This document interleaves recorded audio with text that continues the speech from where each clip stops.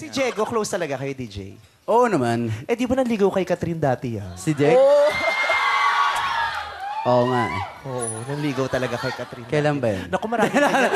Maraming ganyan. Yung Naku, Hindi, kunyari, Hindi. Parang biglang uminit dito sa Alam ko gitna mga ng- plano niyan.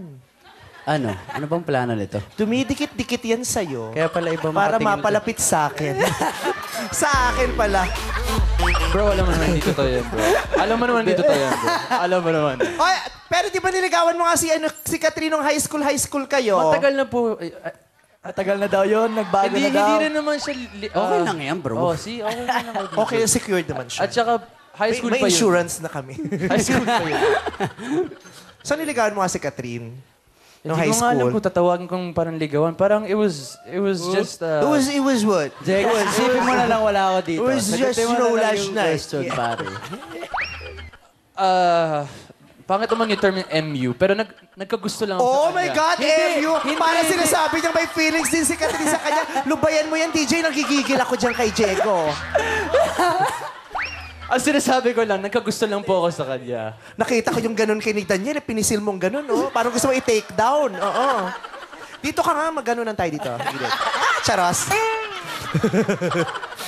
MU? Hindi po MU. Ay, nasabi niya. Binabawi ko po yung Tama, sinabi ko. binabawi. Takot na lang ang dahilan kung ba't kayo nagkakasama. Nagkagusto lang po kay Catherine. Parang lagi na lang ako di kasali. Kasi kayo hindi ka talaga nila mamaya ka na, barkada. Alex. Hindi na naman ako mamaya kasali. ka. Sige, dito na lang ako guys, ha? Pero balikan muna natin yung sa inyo. Wag na. Bakit ba? At least na you're po. friends now. Matagal na kasi po yun eh. Ibalik natin ang mga pangyayari. Noong mga panahong nililigawan mo o nag-e-emote ka kay Catherine, nasan si Daniel nun? Andun ako. Oh my God! Ba't hinahayaan mo? Actually, anong hinayaang inagaw ko nga eh.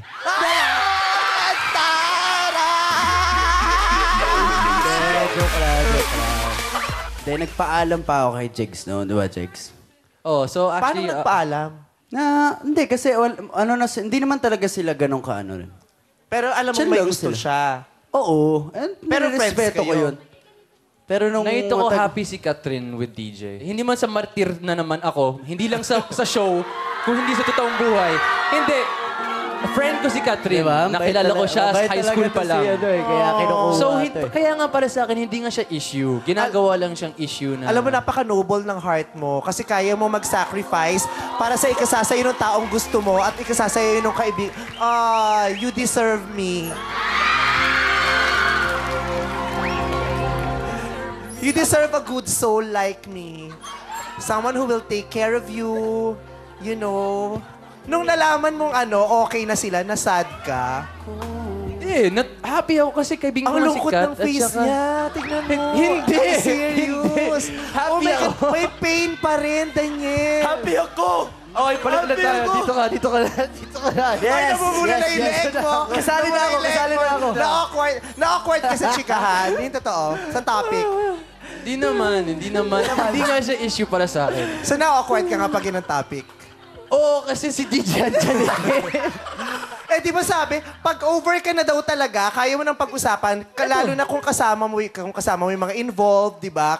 Pero pag hindi ka pa raw ready ka pag-usapan, ibig sabihin, hindi ka pa totally over. Sagot. Okay, kaya nga kaya ko nga pag-usapan eh. So over. Tapos na po yun.